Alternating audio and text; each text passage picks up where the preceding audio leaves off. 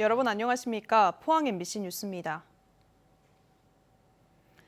태풍 오마이스가 북상 중입니다. 오늘 밤이면 남해안에 상륙하겠습니다.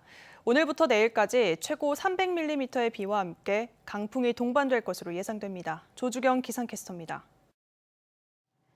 태풍 대비 서둘러 해주셔야겠습니다.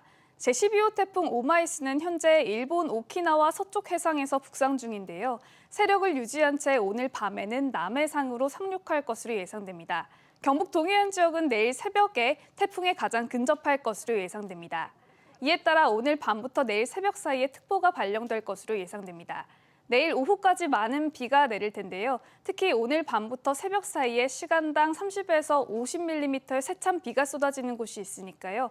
피해 없도록 철저하게 준비해 주시기 바랍니다. 이에 따라 포항과 경주에는 호우와 강풍특보가 발령될 것으로 예상되고요. 울릉도와 독도도 강풍주의보가 내려질 것으로 예상됩니다. 내일 오후까지 경북 동해안 지역에는 100에서 최고 300mm의 세찬 비가 쏟아지겠고요. 울릉도 독도에는 오늘 밤부터 50에서 150mm의 비가 내리겠습니다. 이어서 자세한 오늘 날씨 보겠습니다. 아침 기온은 21도에서 24도 분포로 출발하고 있습니다. 한낮에는 포항과 경주 26도, 영덕과 울진 27도까지 오르겠습니다. 울릉도와 독도의 한낮 기온은 울릉도 27도, 독도 26도까지 오르겠습니다. 동해 남부 전해상에는 풍랑특보가 발효될 것으로 예상됩니다. 바다의 물결은 중부해상에서 최고 2.5m, 남부해상에선 3m로 높게 일겠습니다. 이번 주 수요일까지는 세찬 비가 내렸다 그쳤다를 반복하겠습니다. 날씨였습니다. 중증 장애인을 밀착해서 돌보는 활동 지원사들이 코로나19 발생 초기에 휴게 시간 없이 연속으로 3일 반을 일하는 경우가 허다했습니다. 감염 차단을 위해 교대 근무가 금지돼 어쩔 수 없이 초과 근무를 했는데 황당한 것은 52시간제 위반이라며 임금도 받지 못하고 있다는 겁니다. 배현정 기자입니다. 활동지원사 A씨는 4년간 돌봐온 중증장애인이 갑자기 중환자실에 입원하면서 병원 근무를 하게 됐습니다. 문제는 평소 하루 3교대로 8시간 일하던 것과 달리 병원에서는 교대 근무가 불가능해 홀로 84시간, 그러니까 꼬박 3일 12시간을 일해야 했다는 겁니다. 한 모금 물을 한 컵을 떠가 와도 물 떠가 올게. 그러니까 고개 끄덕거리는 거 보고 눈 깜빡거리는 거 보고 물 떠가 와서 먹고 진짜 잠시도 옆에서 떨어질 수가 없어요. 심지어 15일간 밤낮 없이 연속 근무를 한 활동지원사도 있습니다. 하지만 활동지원사 중개기간은 주 52시간제에 따라 야간 수당이 인정되지 않는다며 임금조차 제대로 주지 않았습니다. 이들이 받지 못한 임금은 모두 600여만 원에 이릅니다. 중개기관과 포항시에 항의했지만 초과 근무에 대한 지침이 마련돼 있지 않아 임금을 지급할 수 없다는 답변만 돌아왔습니다. 옛날 제도만 가지고 이건 이래서 안 된다, 저건 저래서 안 된다, 너도 한마디 몸으로 때우라고 너 죽든 말든 니네 알아서 해라 이것밖에 더 됩니까? 코로나19로 자가격리된 장애인에 대해서는 24시간 추가 근무를 모두 인정하는 지침이 마련돼 있는 것과 대조적입니다. 이와 같은 지침이 없다 보니 활동지원사들은 코로나19로 인해 언제든 무급으로 일할 수밖에 없는 열악한 처지에 놓여 있습니다. 공공연대노조는 업무상 반드시 필요한 초과 근무에 대해서도 임금을 지급하지 않는 것은 돌봄 노동자의 노동권을 심각하게 침해하는 행위라며 대책을 촉구했습니다. 한3회 노동자가 15일간 24시간 연속 노동을 하고 또 3.5일씩 84시간 연속 근무를 하는 것은 심각한 노동권 침해이자 장애인 인권 침해이기도 합니다. 이에 대해 포항시는 지침 마련을 위해 정부의 답변을 기다리고 있다고 밝혔습니다. 그런 사안을 일종의 보건복지부나 경상북도의 그런 질의를 통해서 한번 그런 의견을 한번 요청을 해보려고 질의를 드렸습니다. 코로나19 방역으로 혹독한 초과 근무를 견디면서도 법에 저촉된다는 이유로 임금체불 처지에 놓인 활동지원사들. 지금까지 드러난 피해자는 포항에서만 3명입니다. 돌봄 사각지대에 대한 대책이 시급히 마련돼야 할 것으로 보입니다. MBC 뉴스 배현정입니다. 포항시는 코로나19 확산세가 이어짐에 따라 노인 및 장애인 복지시설 운영을 중단하고 평생교육관, 도서관, 미술관에서 해온 각종 강좌와 프로그램을 중단하기로 했습니다. 이와 함께 경로당에서는 음식을 먹을 수 없도록 하고 법적으로 필요한 행사 외에는 원례회나 행사를 자제하고 목욕탕 이용 시간을 1시간 이내로 제한합니다. 또 유흥주점 등 집단 감염 발생 시설 종사자를 주기적으로 검사하고 개학 전 학교 기숙사에 거주하는 학생을 선제 검사하기로 했습니다. 경상북도도 내년부터 농민수당을 지급할 예정입니다. 농민 개인이 아닌 농가별로 지급할 계획인데 이렇게 농가별로 농민수당을 지급하면 여성과 청년 농업인이 배제될 우려가 큽니다. 여성 농업인들이 농민수당을 농가 단위가 아닌 농업인 개인별 지급을 요구하고 나섰습니다. 김서영 기자입니다. 수확을 앞두고 적과 작업이 한창인 안동의 한 사과 농가. 65살 손혜순 씨는 24살에 결혼해 이곳으로 와 41년째 남편과 함께 과수원을 운영해왔습니다. 이른 새벽부터 밭일을 나가 밤늦게 돌아오는 고된 농산일의 연속이었습니다. 그런데도 밀린 집안일과 육아는 모두 손혜순 씨의 몫이었습니다. 솔직히 집 안의 일도 여성 혼자 하기에는 벅차다고 하는데 농사일까지 하면서 집안의 일을 제가 다 해야 하니까 너무 힘들지요. 반면 집안의 경제권은 모두 남편이 가졌습니다. 모든 통장 관리를 남편이 하고 있어요. 어디 갈 때 맨날 얼마씩 이제 타 쓰고 이렇게 했는데 농산일을 똑같이 하고도 여성은 한 사람의 농업인이 아니라 남편을 돕는 보조자로 여겨지는 경우가 여전합니다.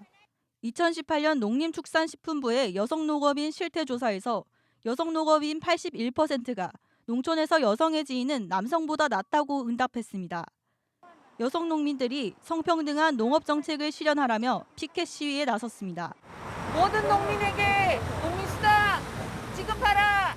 지급하라! 지급하라! 특히 농민수당을 농업인의 기본권을 보장한다는 취지에 맞게 농가가 아닌 농업인별로 지급할 것을 요구하고 있습니다. 여성농민들도 똑같이 일하고 농민인데 가구당으로 지급이 됐을 때는 그것이 남성 명의로 대체로 그렇게 지급이 되죠. 그리고 청년들과 여성들은 거기서 배제가 되게 됩니다. 여성 농민들이 또 하나의 농민으로서 인정받고.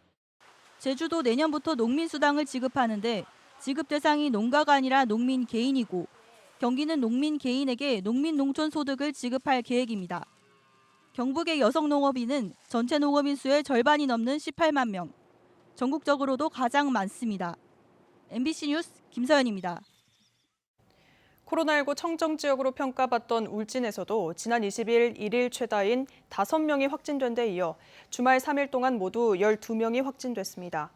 이에 따라 울진군은 군민체육관 주차장에 임시 선별진료소를 설치해 1,200여 명이 검사를 받았습니다. 전찬걸 울진 군수는 의심 증세가 있는 군민은 선별검사소에서 검사받고 이동과 타인 접촉을 자제해달라는 대군민 호소문을 발표했습니다. 울릉도 관광객 2명이 코로나19에 확진돼 포항해경이 긴급 후송에 나섰습니다.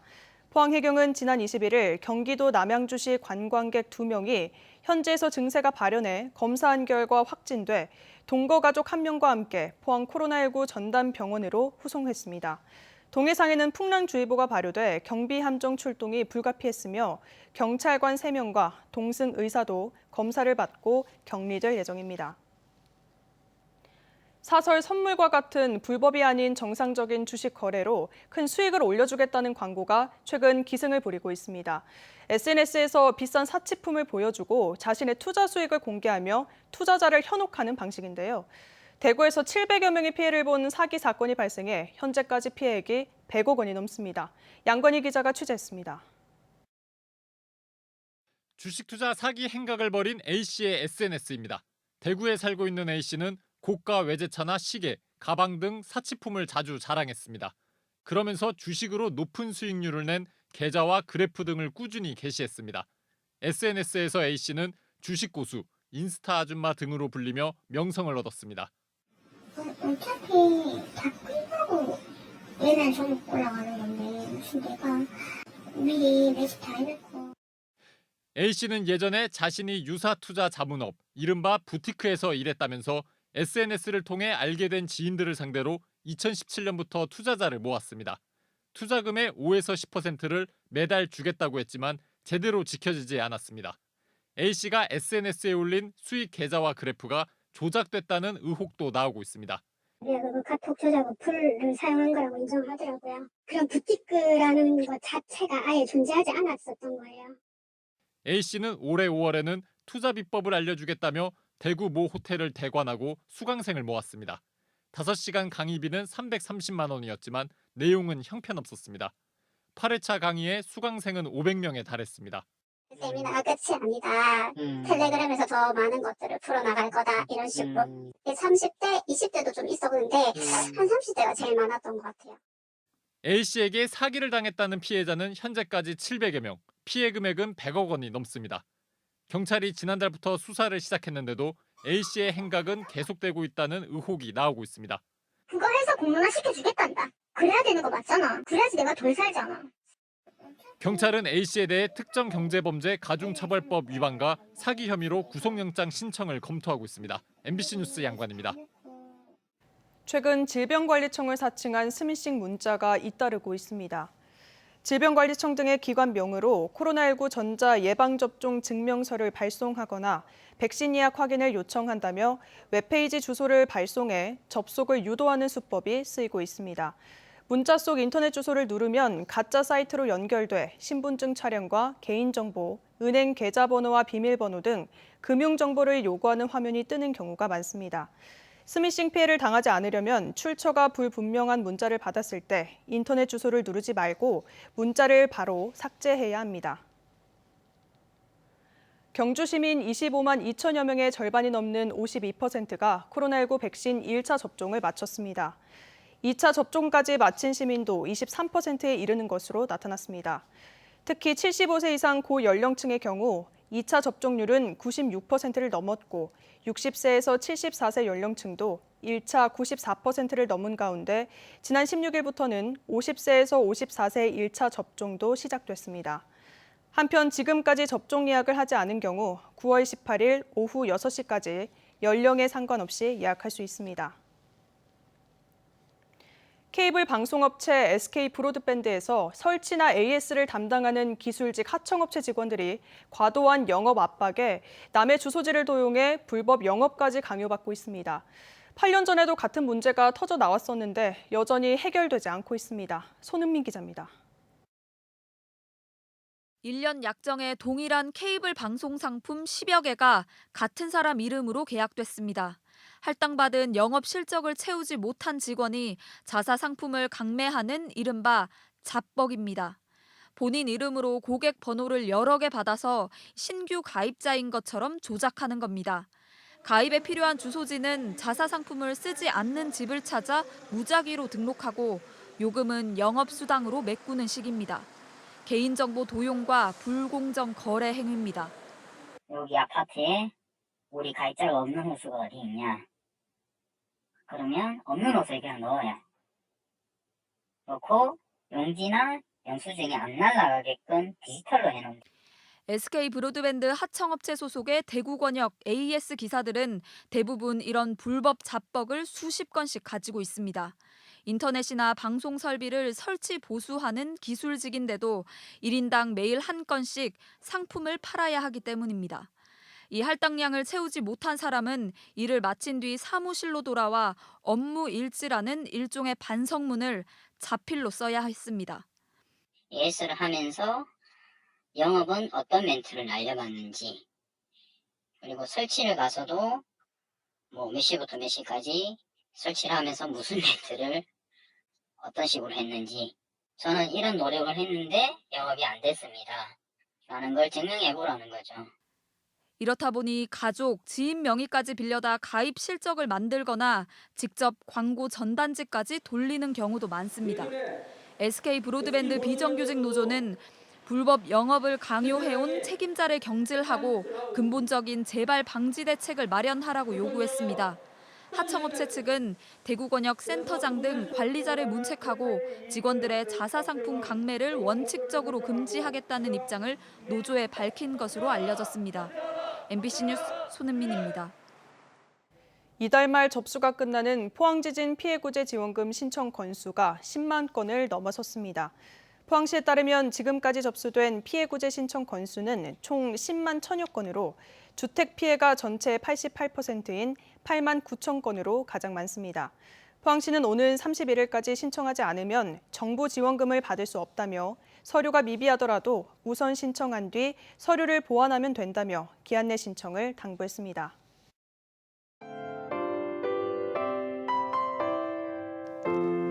태풍 대비 서둘러 해주셔야겠습니다. 제12호 태풍 오마이스는 현재 일본 오키나와 서쪽 해상에서 북상 중인데요. 세력을 유지한 채 오늘 밤에는 남해상으로 상륙할 것으로 예상됩니다. 경북 동해안 지역은 내일 새벽에 태풍에 가장 근접할 것으로 예상됩니다. 이에 따라 오늘 밤부터 내일 새벽 사이에 특보가 발령될 것으로 예상됩니다. 내일 오후까지 많은 비가 내릴 텐데요. 특히 오늘 밤부터 새벽 사이에 시간당 30에서 50mm의 세찬 비가 쏟아지는 곳이 있으니까요. 피해 없도록 철저하게 준비해 주시기 바랍니다. 이에 따라 포항과 경주에는 호우와 강풍특보가 발령될 것으로 예상되고요. 울릉도와 독도도 강풍주의보가 내려질 것으로 예상됩니다. 내일 오후까지 경북 동해안 지역에는 100에서 최고 300mm의 세찬 비가 쏟아지겠고요. 울릉도 독도에는 오늘 밤부터 50에서 150mm의 비가 내리겠습니다. 이어서 자세한 오늘 날씨 보겠습니다. 아침 기온은 21도에서 24도 분포로 출발하고 있습니다. 한낮에는 포항과 경주 26도, 영덕과 울진 27도까지 오르겠습니다. 울릉도와 독도의 한낮 기온은 울릉도 27도, 독도 26도까지 오르겠습니다. 동해 남부 전해상에는 풍랑특보가 발효될 것으로 예상됩니다. 바다의 물결은 중부해상에서 최고 2.5m, 남부해상에선 3m로 높게 일겠습니다. 이번 주 수요일까지는 세찬 비가 내렸다 그쳤다를 반복하겠습니다. 날씨였습니다. 이상으로 포항 MBC 뉴스를 마칩니다. 시청해주신 여러분 고맙습니다.